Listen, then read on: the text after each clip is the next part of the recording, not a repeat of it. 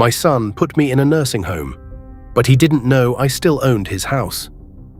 I spent 42 years of my life building everything my son now calls his success. Long nights, double shifts, missed birthdays, sacrifices no one ever saw. And for what? So he could one day look me in the eye and tell me I was a burden. It didn't happen suddenly. No, betrayal like that never does. It starts small, shorter phone calls, missed visits, that slight irritation in his voice when I asked simple questions. Then came the excuses. Work is busy, Dad. You wouldn't understand. Things are different now. I told myself it was normal. He was growing, becoming successful. That's what I wanted for him, right? The day he brought up the nursing home, he didn't even sit down. Dad, I think it's time we consider something more practical. Practical. That's the word he used, like I was an old piece of furniture he didn't know where to put anymore.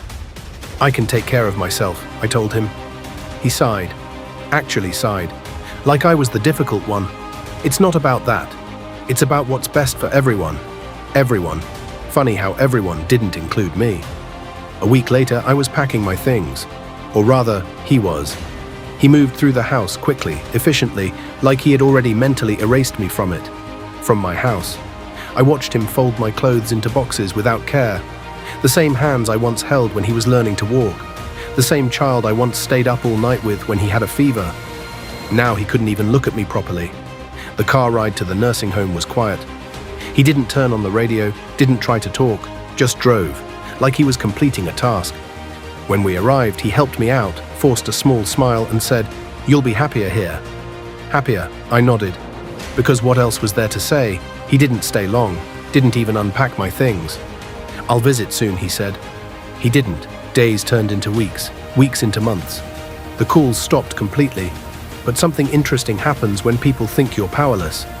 They stop paying attention. They get comfortable, careless. And my son became very careless. You see, that house he was so comfortable in, the one he proudly showed off to his friends, the one he called his, was never actually his.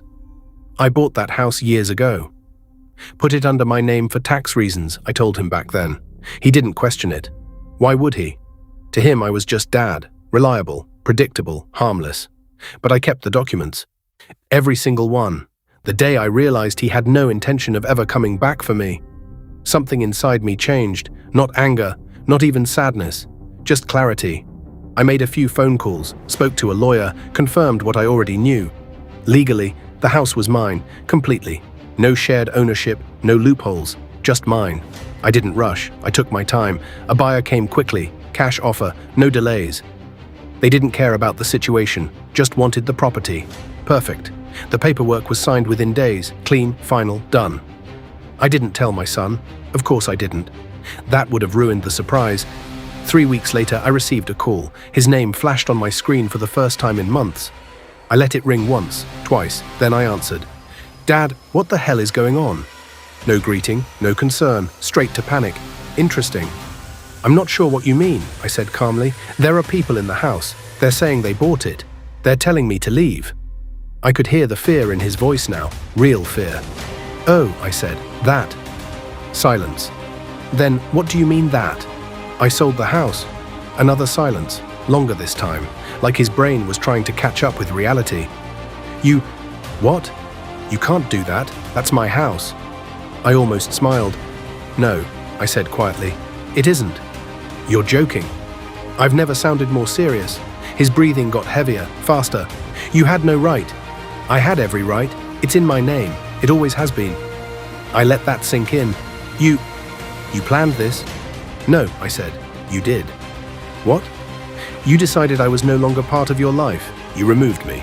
You made it very clear I didn't belong in that house anymore." I paused. "So I made sure neither did you." "Dad, please." And there it was. That word he hadn't used in months. "Please."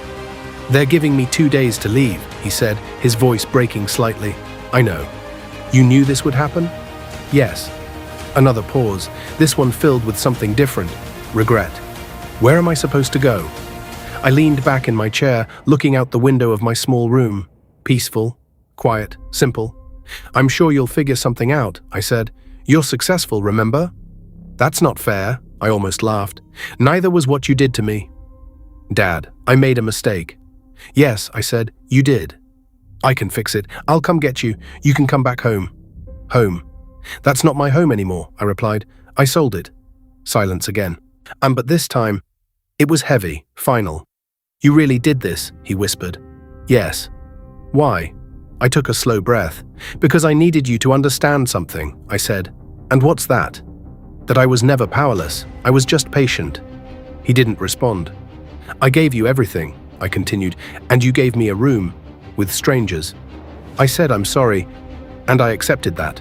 I interrupted calmly, but acceptance doesn't undo consequences. His voice cracked. So that's it? You just ruined my life? No, I said. I simply stopped protecting it. The line went quiet.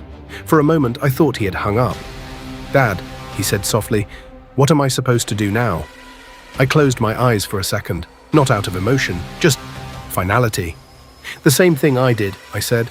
Start over. I hung up before he could respond. And for the first time in a long time, I felt at peace. Not because I hurt him, but because I finally chose myself. He came back begging, but I was already gone.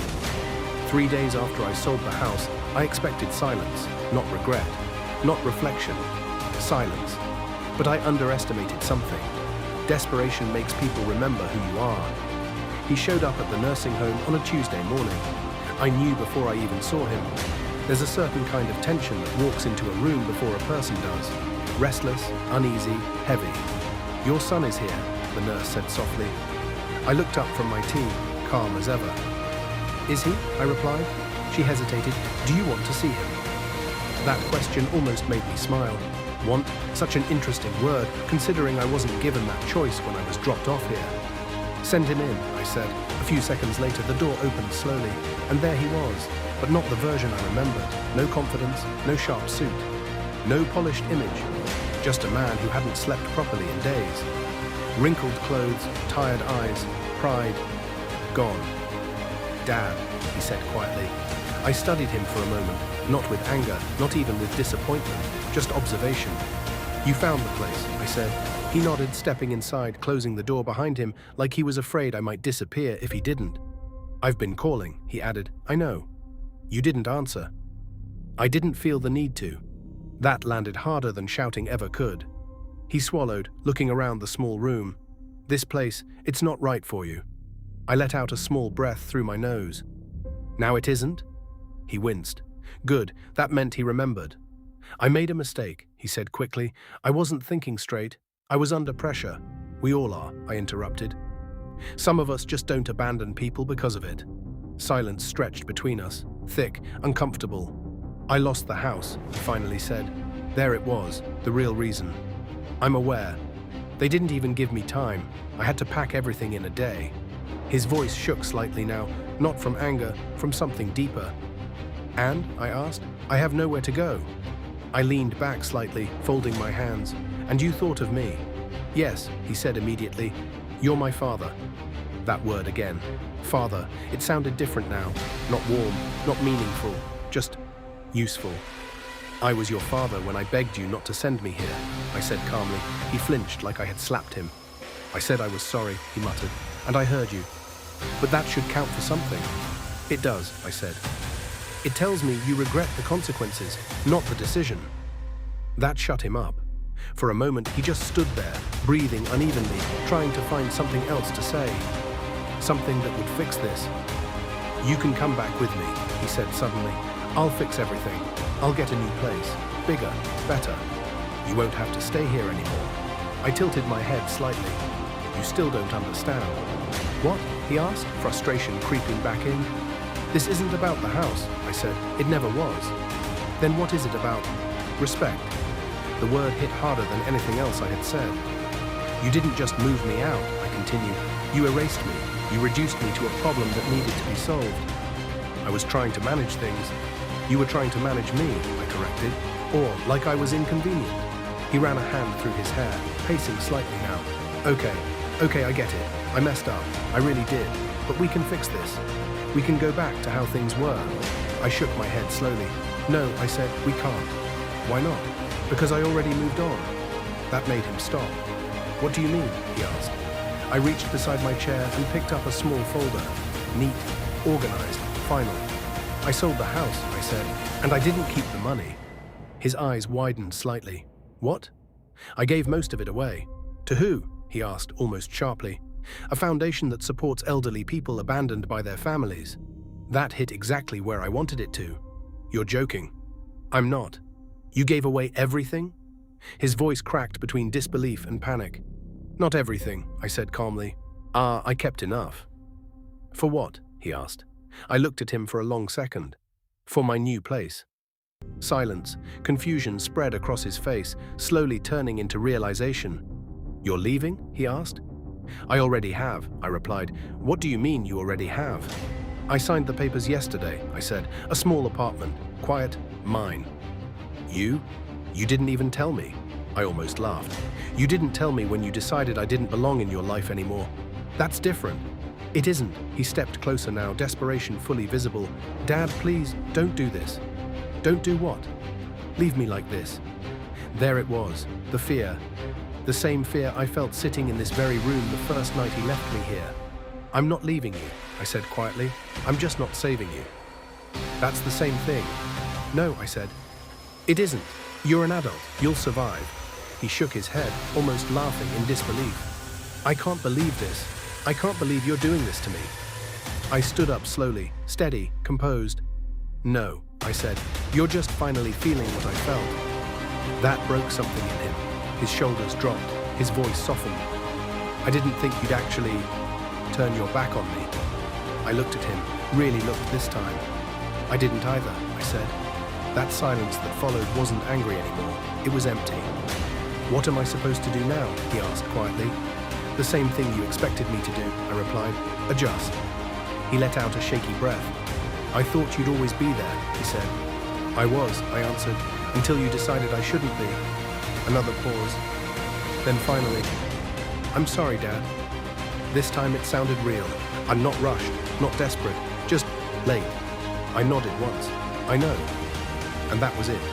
No hug, no dramatic ending, just truth, sitting quietly between us. I walked past him toward the door. Where are you going? He asked. I stopped, hand on the handle. To my new home. I opened the door, then paused just long enough to say one last thing. You should find yours. And then I left. Not angry, not bitter, just free. If this hit harder than part 1, don't forget to like, comment, and subscribe for more stories where karma doesn't knock.